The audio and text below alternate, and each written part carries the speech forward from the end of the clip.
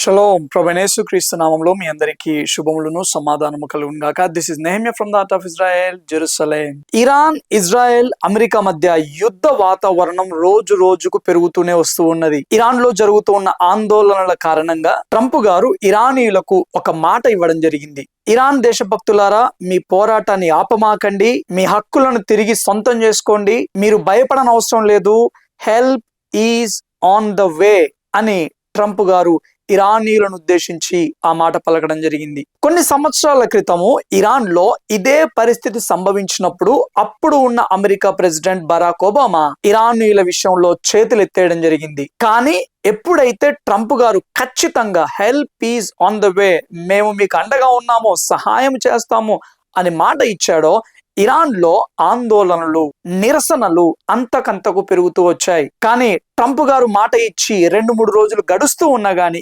ఇంతవరకు వారికి ఎటువంటి సహాయం అందకపోవడంతోటి ఇరానీయుల యొక్క నిరసనలు ప్రశ్నార్థకరంగా మారిపోయాయి. ఎందుకు అనంటే, ఒకవైపేమో ఇరాన్ ప్రభుత్వము కొన్ని వేల మంది నిరసనకారులను బుల్లెట్లకు బలి చేస్తూ ఉన్నారు, కళ్ళల్లో షూట్ చేస్తూ ఉన్నారు, తలలో షూట్ చేస్తూ ఉన్నారు. ఈ బుల్లెట్ గాయాలతో అక్కడికక్కడికే మరణించిన వారు వేల మందిగా ఉన్నట్టుగా ఇంటెలిజెన్స్ వర్గాలు తెలియజేస్తూ ఉన్నాయి. గత 2-3 రోజుల క్రితము మరణించిన వారి సంఖ్య 12,000కు పైగా ఉండొచ్చు అని ఇంటెలిజెన్స్ వర్గాలు తెలిపాయి. కానీ నేటికి ఆ సంఖ్య 30,000కు పైగా వెళ్ళినా గానీ ఆశ్చర్యపోనక్కర్లేదు అని విశ్వసనీయ వర్గాలు తెలియజేస్తూ ఉన్నాయి. అంతేకాదు కొంతమందిని బాహాటంగా ఉరి తీయడానికి కూడా సిద్ధపడ్డట్టుగా వార్తలు అందుతూ ఉన్నాయి. సో ఒకవైపేమో ట్రంప్ గారు మేము సహాయం చేస్తాము, ఇదిగో help is on the way అని అన్నాడు. 3 రోజులు 4 రోజులు గడుస్తూ ఉన్నాయి. ఇంకోవైపేమో ఇరాన్ ప్రభుత్వము బాహాటంగా ఉరిదీస్తాము అని బెదిరిస్తూ వేల మందిని తుపాకులతో కాల్చి చంపుతూ ఉన్నారు. ఈ పరిస్థితుల్లో ఇరానీయుల నిరసనలు ప్రశ్నార్థకంగా మారినా గానీ నిరసనలు మాత్రం కొనసాగుతూనే ఉన్నాయి. ఒకవైపు ట్రంప్ కూడా ఇరాన్ ప్రజలను మోసం చేశాడా, వారి విషయంలో చేతులెత్తేశాడా అన్న ప్రశ్నలు కూడా తలెత్తుతూ ఉన్నాయి. కానీ వీటన్నిటి మధ్యలో సైలెంట్ గా ఒక కదలిక జరుగుతూ ఉన్నది. అదేంటి అనంటే, ఇజ్రాయెల్ యొక్క state flight wing of Zion Israel దేశం నుండి బయలుదేరింది. చాలా మంది న్యూస్ లో ఏం చెప్తూ ఉన్నారు అనంటే, Israeli state flight Israel air space నుండి బయలుదేరింది కాబట్టి నెతన్యాహు గారు పారిపోయాడు, ఇరాన్ అటాక్ చేస్తూ ఉన్నది అన్న భయముతోటి ఆయన సురక్షితమైన ప్రాంతానికి తరలింపబడ్డాడు అన్నట్టుగా వార్తలు వెల్లడి చేస్తూ ఉన్నారు. దయచేసి గమనించండి, నెతన్యాహు గారు ఇక్కడ ఇజ్రాయెల్లోనే ఉన్నారు, ఆయన ఎక్కడికి వెళ్ళలేదు. కాకపోతే Israel state flight wing of Zion మాత్రము ఇక్కడ నుండి బయలుదేరింది. ఇది ఎంతో ప్రాధాన్యతను సంతరించుకుంది. ఎందుకు అనంటే, గత సంవత్సరము జూన్ మాసంలో ఈ యొక్క ఇజ్రాయెల్ కి ఇరాన్ కి మధ్య 12 నుండి 13 రోజుల యుద్ధం జరిగింది. అయితే ఆ యుద్ధము జరగడానికంటే ముందుగా కొన్ని గంటలకు ముందుగానే ఇదే వింగ్ ఆఫ్ జాయన్ అనే ఇజ్రాయేలీ స్టేట్ ఫ్లైట్ ఇజ్రాయెల్ దేశం నుండి వేరొక దేశానికి వెళ్ళడం జరిగింది. ఆ ఫ్లైట్ వేరొక దేశానికి బయలుదేరాక అప్పుడు యుద్ధం స్టార్ట్ అయింది. సేమ్ అదే విధముగా ఇప్పుడు ఇరాన్ కి, ఇజ్రాయెల్ కి, అమెరికాకు మధ్య ఒక యుద్ధ వాతావరణం నెలకొల్పబడంతో మేము మీకు సహాయం అందించబోతూ ఉన్నాము అని ట్రంప్ గారు కూడా ప్రామిస్ చేయడముతోటి ఈ పరిస్థితుల్లో ఈ ఇజ్రాయేలీ స్టేట్ ఫ్లైట్ యొక్క కదలిక అనేక అనుమానాలకు దారి తీస్తూ ఉన్నది.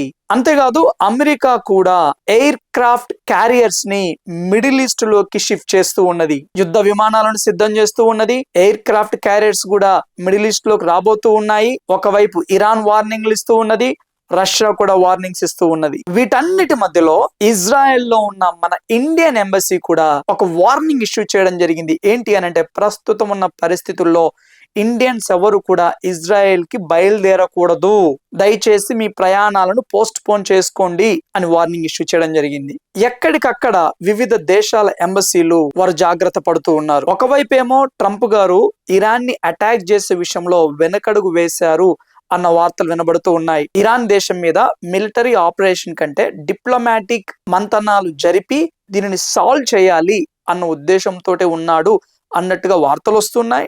మరొక వైపేమో ఇరాన్ మీద మిలిటరీ ఆపరేషన్ కే ట్రంప్ గారు మొగ్గు చూపుతున్నారు, కానీ ట్రంప్ గారి చుట్టూ ఉన్న ఆ యొక్క సలహాదారుల బృందము మాత్రము కేవలము చర్చలకు పరిమితం అవుదాము అని వారు సలహా ఇస్తున్నట్టుగా వార్తలు వస్తూ ఉన్నాయి. ఇటువంటి పరిస్థితుల్లో ఈ ఇజ్రాయెలీ స్టేట్ ఫ్లైట్ యొక్క కదలిక, అమెరికా ప్రభుత్వము ఎయిర్ క్రాఫ్ట్ క్యారియర్స్ ని మిడిల్ ఈస్ట్ కు తరలిస్తూ ఉండడం తోటి యుద్ధ మేఘాలు కమ్ముకుంటున్నట్టుగా కనబడుతూ ఉన్నది. బట్ ఏది ఏమైనా అమెరికా ప్రభుత్వము చర్చలకు మొగ్గు చూపినా గానీ, ఒకవేళ ఇరాన్ మీద మిలిటరీ ఆపరేషన్ కి మొగ్గు చూపినా గానీ, దయచేసి ఇరాన్ ప్రజల నిమిత్తం మనం అందరం ప్రార్థన చేద్దాం. వేల మంది మరణిస్తూ ఉన్నారు. ఇరాన్ ప్రజలని పిట్టలను కాల్చినట్టుగా కాలుస్తూ ఉన్నారు. ఇరాన్ ప్రజల పోరాటం ఒక్కటే, వారి మీద ఫోర్స్ గా రుద్దబడిన ఈ మతం నుండి విడుదల పొందుకోవాలి అనేసి, ఈ మతపరమైన సంఖ్యలను విడిపించుకోవాలి అనేసి వారు పోరాటం చేస్తూ ఉన్నారు. భక్తి అనేది, దేవునితో సంబంధం అనేది బై ఫోర్స్ గా ఒకరి మీద రుద్దేది కాదు, అది అంతరంగంలో నుండి వచ్చేది. బైబిల్లో ఉన్న దేవుడు మానవుడికి ఆప్షన్ ఇచ్చాడు. ఇదిగో నీ ముందు జీవం ఉంది, మరణం ఉంది, నీవు జీవాన్ని ఎన్నుకుంటావా, మరణాన్ని ఎన్నుకుంటావా, నీవు ఆలోచించుకో అని మానవుడికి బైబిల్ దేవుడు ఆప్షన్ ఇవ్వడం జరిగింది. మతాన్ని బలవంతంగా రుద్దలేము. ఒక వ్యక్తికి మతం అన్న పేరుతోటి సంఖ్యలను విధించి అతనిని నిజమైన విడుదల వైపు తీసుకొని వెళ్ళలేము. ఈ మతం అనే సంఖ్యలను బట్టి ఇరాన్ ప్రజలు తీవ్రంగా విసిగిపోయారు, నలిగిపోయారు. ఇప్పుడు వారు విడుదల కోసం పోరాటం చేస్తూ ఉన్నారు. వారి పోరాటంలో వారు సఫలం అవ్వచ్చు, విఫలం అవ్వచ్చు. బట్ ఏది జరిగినా గానీ ఆ ప్రజల నిమిత్తం మనం అందరం ప్రార్థన చేద్దాం. అన్నిటికంటే ముఖ్యంగా మీ యొక్క వ్యక్తిగత ప్రార్థనలో, సంఘ ప్రార్థనలో ఇరాన్ దేశంలో ఉన్న సంఘము నిమిత్తము జ్ఞాపకం చేసుకోవాల్సిందిగా మీ అందరికీ మనవి చేస్తూ ఉన్నాను. చివరి వరకు వీడియో చూసిన మీ అందరికీ ప్రభు నామంలో వందనాలు తెలియజేస్తా ఉంటున్నాను. దయచేసి ఇంకా ఎవరైనా మన ఛానల్ సబ్స్క్రైబ్ చేసుకున్నట్లయితే ఇజ్రాయెల్ కి సంబంధించిన అసలు సిసలైన సమాచారం కొరకు తప్పకుండా సబ్స్క్రైబ్ చేసుకోవాల్సిందిగా మీ అందరికీ మనవి చేస్తూ ఉన్నాను. అంతేకాదు నెక్స్ట్ వీక్ చాలా ఇంట్రెస్టింగ్ టాపిక్స్ తో మీ ముందుకు రాబోతూ ఉన్నాము. వాక్యంలో చాలా లోతైన అంశాలను మీరు మన ఛానల్లో చూడబోతూ ఉన్నారు. ఆ వీడియోస్ ని ఎవరు మిస్ అవ్వకుండా దయచేసి సబ్స్క్రైబ్ చేసుకున్న వారు బెల్ ఐకాన్ కూడా ప్రెస్ చేయవలసిందిగా మీ అందరికి మనవి చేస్తా ఉంటున్నాను. ఎందుకంటే మీరు బెల్ ఐకాన్ ప్రెస్ చేయగానే నేను చేసే ప్రతి వీడియో మీకు నోటిఫికేషన్ రూపంలో వస్తుంది. Thank you all. God bless you.